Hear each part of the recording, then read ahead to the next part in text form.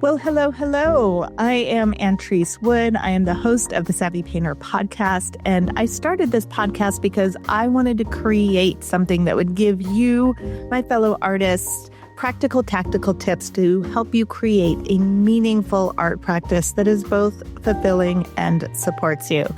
So if you have been listening to The Savvy Painter for a while, thank you so much. And if you are new here, welcome. I am so glad you found the podcast.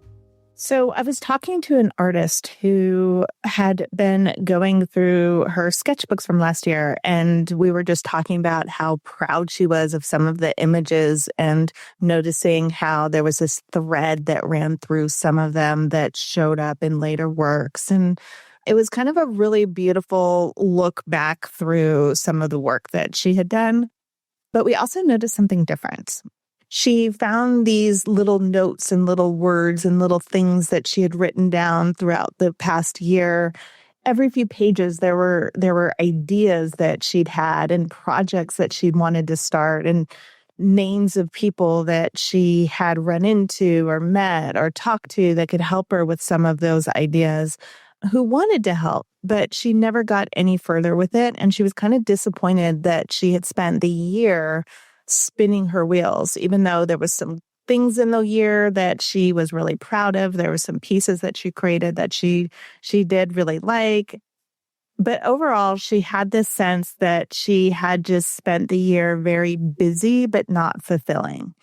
So I wanted to talk about that. I wanted to talk about setting goals for yourself and your artwork and how we can look at goals, how we can choose goals, and some of the reasons this might be helpful for you. So I know at the beginning of the year, we talk about there's a million resolutions and all that stuff. And I don't know if I'm really into the resolutions in that sense, but I do love setting goals. Because as many artists that I've worked with at least have noticed, and I've noticed for myself, is that when you don't have a goal, you kind of end up just bouncing around from project to project. And it's kind of like whatever is in front of you is what seems to be the most important. And there's a lot of bouncing around in a way that isn't creative. It's just not helpful. When this happens, a lot of artists find it's just like another month or maybe a year, and they're not really sure what just happened. They're not really sure where the time went. They're not really feeling like they completed everything. There's no sense of progress because they were just kind of flittering around and bouncing around and doing a little this and a little of that. And it felt in the moment like things were getting done, but nothing was being completed. And there was no sense of achievement, no sense of fulfillment or progress. And the thing is that this happens regardless of whether artists are full-time artists or part-time artists or anything in between. It's not based on the amount of time they have. In fact, what I notice is the more time that people have dedicated to the art without a goal, the further they end up getting away from that, from what they actually want, because they are wasting even more time. Ouch, that kind of hurts. Like, I just felt bad saying that you're wasting time. But in a lot of senses, we are, and we do, when we are kind of flittering or floating around. And one thing that I think is important to mention here, because I know it trips up a lot of artists, is that this flitting and floating around, like some people will say things like, oh, well, this is just my process. This is just how I work. And I like to be really creative and I like to experiment, et cetera, et cetera. And my take on that is that's fantastic if that is your objective, if that is your intention. If you are in a place in your production cycle, let's say, where you are experimenting, we have these phases that we go through as an artist and we cycle through them, and they are different times for different people, different lengths of time for different people.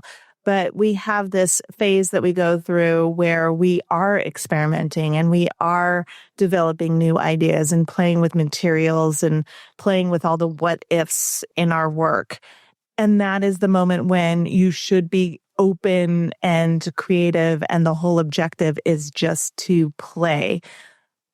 But that's sort of what you're doing in that moment, and you're not doing that forever. So there comes a time when you decide that you want to work on a series, for example.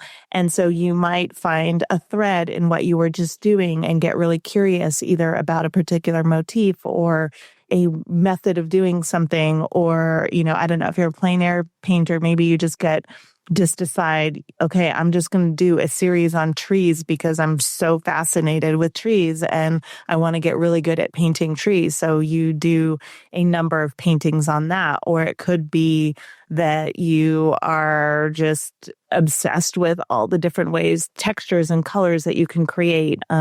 Or if you're an abstract artist, you might go in all these different directions in terms of either constraints or sizes or emotions that you're trying to evoke or methods of painting, right? So there's so many choices that you can make in terms of, I want to follow that thread and create a series on that idea. And then you go into the phases of sharing what you just created and selling the work, right? So to me, that is a specific place where you are in your work. And for some of you, that might be the goal. But if that's not your goal and what you're trying to do is get somewhere specific with your work, either a skill set or career-wise with a series or getting into a show or submitting your work to a certain number of shows, you've got to make a decision about that. You've got to decide, this is what I am going to do.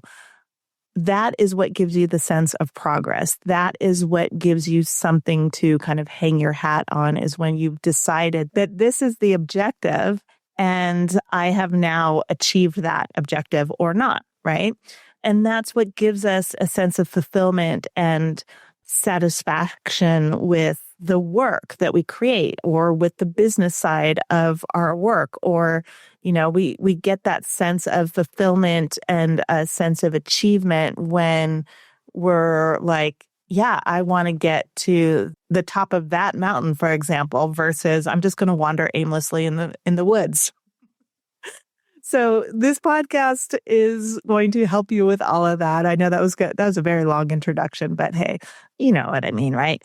So this episode is going to help you through that, give you some clarity on some of the ways that you can make those decisions, some of the things that I think about when I'm making decisions, and some of the things that I coach people on in Growth Studio and in my private 101s. So if any of this sounds at all familiar to you, just know that you are not alone. And it is typically something that artists deal with constantly, and actually human beings deal with when we're not paying attention. When we're not paying attention, we're not paying attention to what matters. So creating a goal is going to help you purposely and intentionally decide on what it is that you want to do. So typically when I start talking about goals, a lot of artists will sort of dig their heels in with, that idea that I just talked about, but also it's a little bit scary setting a goal. And the reason why it is scary for a lot of people is because they have a ton of ideas.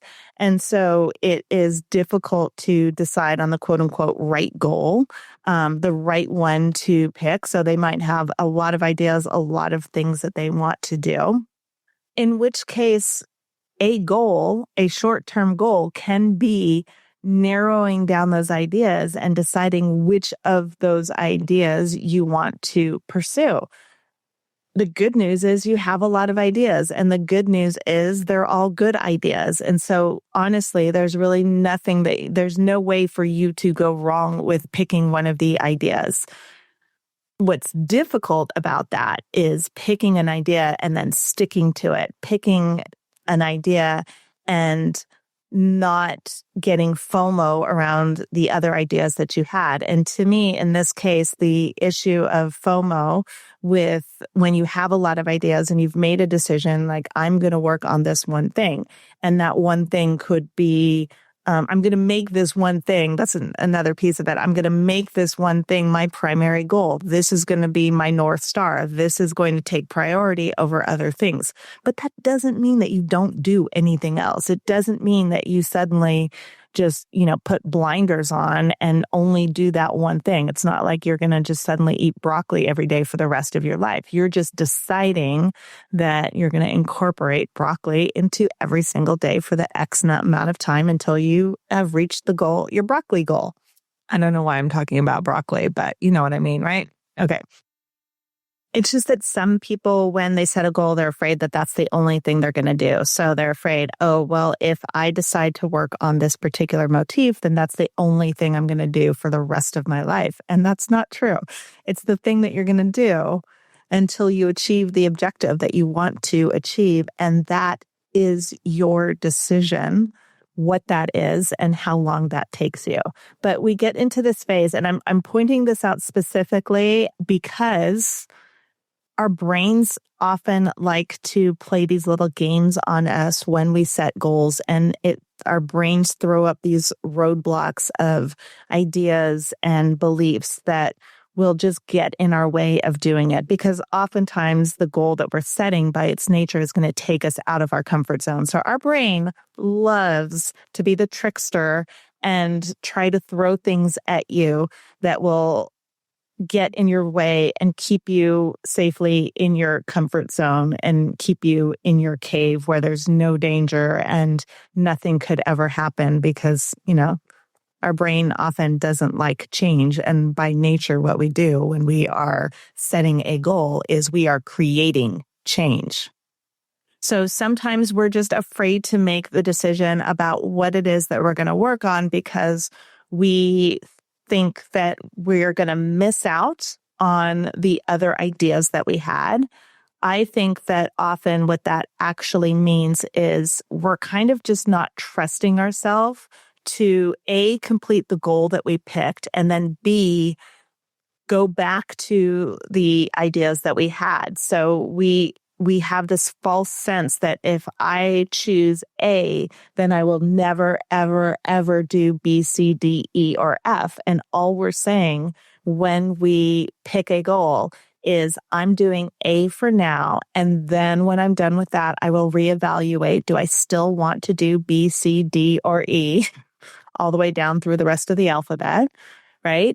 Do I still want to do that? Which of these is most relevant? Which of these is most exciting? Which of these is the most efficient, maybe one to do right now, right?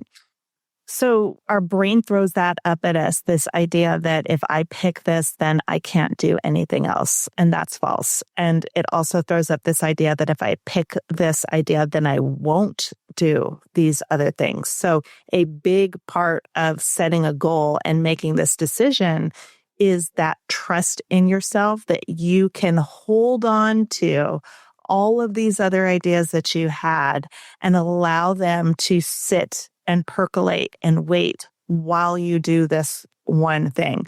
Our brain likes to tell us that, oh, if you choose this one thing, you will miss the opportunity to do these other ones. And that is false. Another reason that we get kind of hung up on deciding our goals or picking the quote unquote right goal. I'm going to put quotes around anytime I say right, because there isn't a right goal. It's just the one that you choose. But part of that is what I just kind of mentioned, this fear of not following through. So it's related to what I just said, but it is a little bit different because the not wanting to make a decision in this case is more about not wanting to disappoint myself, to not follow through on the goal and then be disappointed and have that emotion of feeling disappointed. So then we just don't choose anything. And then another one that I think is so interesting, and I've seen this so often, is people don't decide on a goal because they're afraid of the success of that goal. They're afraid of doing this, like having all this succeed and then not knowing what to do next. And I find this one so interesting because oftentimes it's unrecognized. I was having a conversation with an artist in Growth Studio a while back about a show that she had, and she was not wanting to make some decisions about it. And we dug into it. What we realized is she was worried that she would sell all these paintings and then she wouldn't know what to do next. Like, she wouldn't have these paintings ready and then people would be wanting to buy something and there would be nothing to buy. And when I pointed that out to her, we just started laughing because she simultaneously was afraid that nobody would come to the show and nobody would buy the art, and also that she would sell all the art and then people would be disappointed. So it's so fascinating. And that's the thing about making and deciding on goals, is that all this comes up. And it's such a gift when all of this comes up, because then you can recognize what it actually is. I help people do this all the time. Like, it's just this vague fear. And when we unpack it and we realize what the actual fear is, oftentimes we just laugh at it because it is kind of silly. These ideas that our brain throws at us when it is afraid and doesn't want us to do the thing that we want to do. And the truth is, there's always a solution for it. So once we identified that that was the problem, then that was the thing that she was worried about, then it was really easy to just decide, like, okay, we're going to pick these particular paintings for the show, and then here's your backup. If you do sell out, that's such a great problem to have. Also, you'll probably notice that you're selling out. It's not like you're going to be caught off guard. And if you are, what a great problem to have anyway. So it's just really funny what our brain comes up with. But so often that is the truth of the matter, that our brain is just afraid that things are going to go well and that we won't know how to deal with it when it does go well. Once you name that, and once you label that, then you're able to deal with it. You can anticipate some of the issues that might come up, but you don't have to anticipate every single possibility. And when you don't name it, what happens is your brain just starts to spin out on trying to solve every possible thing that could happen, which is giving your brain this impossible thing to do. And so then you don't do anything, and it's just scary, and half the time you don't even know why. So naming it and labeling it as, oh, okay, I see. I'm starting to spin out on what happens if I am successful. So I'm having this fear of success. So what are one or two things that I can think about that might be helpful? And then I will just let that go, because I don't want to put myself in a solution where I'm trying to solve every possible problem. And also, I don't want to be solving problems that haven't happened yet. So it's important when you're setting your goals to be onto yourself and know the kind of tricks that your brain is going to want to play on you, because it's going to want to play a lot of tricks on you. Every time you want to do something that is important to you, anytime you want to do something that takes you out of your comfort zone, know that your brain is always going to try to pull you back in. It is in its best interest. This is what our brain does. Part of its job is to conserve energy. So that's what it's trying to do. Our brain is always trying to conserve energy, maximize pleasure, and avoid pain. You can always count on that with your brain. And so when you set a goal, you are putting yourself sort of in harm's way. You are setting up a scenario where there is a possibility that you will not fail.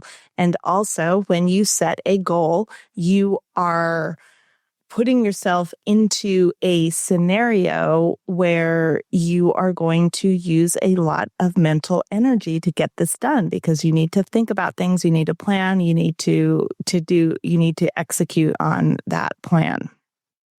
And you are also triggering the brain's desire to maximize pleasure and avoid pain, in that you are deciding to delay gratification in order to get something that you want. And so that's both, that triggers both for the brain. So it's kind of like, hey, I want instant gratification, and also not having this gratification is kind of painful.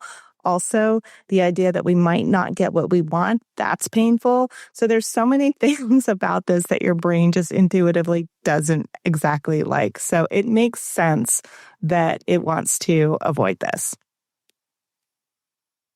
That's kind of the more primitive part of your brain. And then there's the advanced part of your brain, your prefrontal cortex, that thinks ahead, that's creative, that has all of these other attributes that are not getting triggered right now that can imagine what it will be like when you achieve that goal. But there's still this little conflict that's going on in your brain. And so that is one of the things that you have to be on to yourself about and really kind of understand, oh, this isn't because I'm lazy or stupid or I'm an artist and I can't make goals or all the things that we often say to ourselves. This is because this is the way my brain works. And so I have to be on to myself and decide that the pleasure of achieving this goal outweighs the pain that I think I'm going to have while I do this, right? And that pain really is deciding that you are going to postpone your instant gratification. You're going to have to say no to things. You're going to have to recommit to that decision and that goal over and over and over again over the course of achieving it. And there's some discipline involved in that, and there's some discomfort, especially if you're not used to doing it. But I'm telling you that when you do it, it's just an amazing opportunity for you to grow, and the benefits of it are amazing because you just repeat it. So the first thing that you need to do is decide, what is the goal? What do I want to do most? If I have a million ideas, which one of these do I want to do first? And which one of these will I leave for later?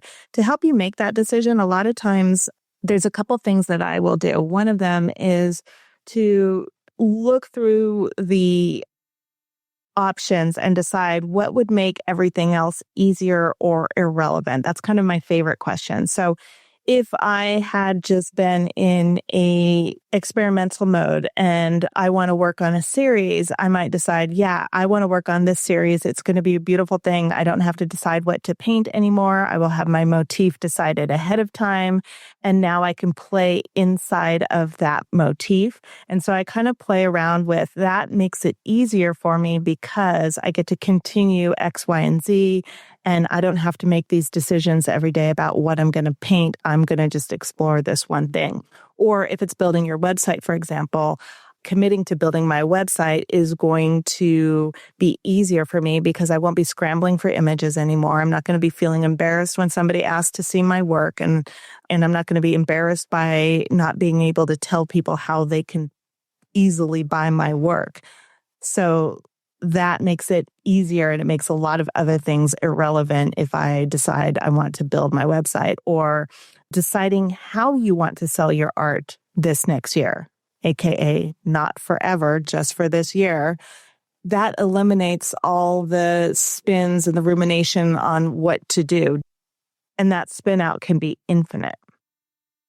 And I've seen that spin out be infinite. I've seen people spin out on, should it be galleries? Should it be group shows? Should it be art fairs? Should I sell my work online?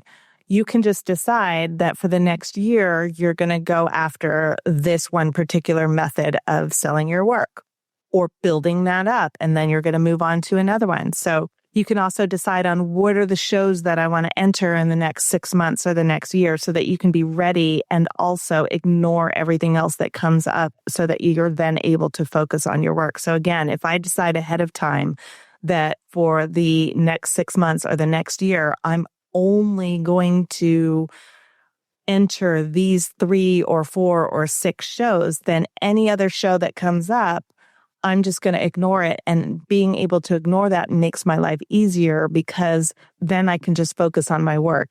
And it makes a lot of other things irrelevant because I don't have to pay attention to them because I already know these are the shows I'm going to work. Now, you are going to have to manage your mind around all these things, and you're going to have to manage your mind about everything that we just talked about. But making that decision and deciding that as a goal makes a ton of things so much simpler and easier because you can focus. So that's a filter that helps me decide on my goals. I run them through this filter of, if I set this as my goal, what will be easier or irrelevant? It is one of my favorite filtering questions. Another thing I love to do is just envision, what will my life be like when I have achieved that goal? And so I might envision several of these goals and just look at, what will that change for me? How will I be different? How will I be different in my studio? what will happen in my studio, what will happen for me, what will happen for my art when I have completed that series, when I have finished my website, when, whatever it is. I'm not saying you're doing all of these. I'm saying you're going to focus on one of these for a specific point of time. So I like to really envision that and really imagine what it would be like if I had achieved that. And sometimes that helps me decide on which goal, because I know instinctively my subconscious is just like, yes, that one. And it's very clear for me that that's the goal that I want. And I also learned how to do this with self-hypnosis, which is an incredible way to make decisions because your subconscious mind just knows so much more than your conscious mind does. And so allowing that into your decision-making is so, so powerful. Your intuition, your inner voice knows. And so I like to ask that of myself, to tap into that as a resource, because it is just so amazing and so powerful. Okay. So once you've made your decision, your next step is to trust that the decision you made is the right decision. The decision that you just made is the perfect and best decision for you. A lot of times we get caught up on what is the right decision, which one is that there is a black and white answer, and that somewhere there is written that there was a right decision that you should have and could have made. And this is the place where trusting yourself is crucial, because there is no right decision. There's only the decision that you make right. And this is so important, because people make decisions and then they spend the entire whole year resisting that decision because they're thinking about whether or not it was the right one and having all the FOMO, and I could have done this, or I should have done this, or this is getting hard, so maybe that other one would have been easier, and they just torture themselves with that. So trusting that that decision that you made is the right decision for you, and that you're going to make it the right decision by recommitting to it, by deciding over and over again, this is what I am working on. And it's so powerful. In fact, this whole bit of the conversation that I'm having right now, trusting your decision, is so big that I think I'm just going to dedicate an entire podcast episode to it, because I have so much to say on that piece. But just know that that is an issue, that you have to trust yourself. So you decide on your goal, and you decide that it was the right goal, and then you pursue it with all of your heart and your mind and your creative intellect, and you don't allow the chitter chatter of those voices that tell you that you can't, or you won't, or you shouldn't, or you don't deserve to, or you should have picked a different one. That is a goal worth having, my friend, and a goal worth bringing to life, because all of our results, everything that you have, is because of the actions that you take. And the actions that you take or you don't take are a direct result of how you think and feel about them. And so when you set a goal and you do all of that, you pursue it with all of your heart and your mind and everything in you, and you bring that goal to life. The goal itself will be amazing because you made it happen. You brought something into this world that wasn't here before. You created something magical and beautiful that most people won't see, or maybe they can't see until you show them. And then they are touched by your magic, and the spell is cast. And where they hadn't seen beauty before, now they see it. And that spreads. And that is so wonderful and beautiful. And it's not just about what you create. It's also, and then of course, there's your own personal achievement. And that is such an incredible thing too. You can open your sketchbook and flip back over the last 3 months or 6 months or year, whatever time frame that you sent, and look at those ideas that you jotted down and see the fruits of your labor. Those seeds that you planted have grown, and you are a different person for having set that goal and then achieved that goal, because it's more than just making that thing. It's more than just making that painting or creating that series or doing that thing. It's what you did and who you became while you did it. You imagined a possibility, whether that possibility was a painting or a website or a new relationship with a gallery. It wasn't there before you imagined it, and then you created it. And you said no to the things that would get in your way. And you said yes to the possibilities, and you took action to find your way there. And you believed in your capacity to do it. And you were disciplined when you needed to be, and you had grace, and you forgave yourself when you needed to. You made decisions, you followed through, you showed yourself what you are capable. The goal itself, compared to all of that, is just gravy. All right, my friend, that is what I have for you this week. Keep painting, keep being amazing, and I will see you back here next week. Talk soon.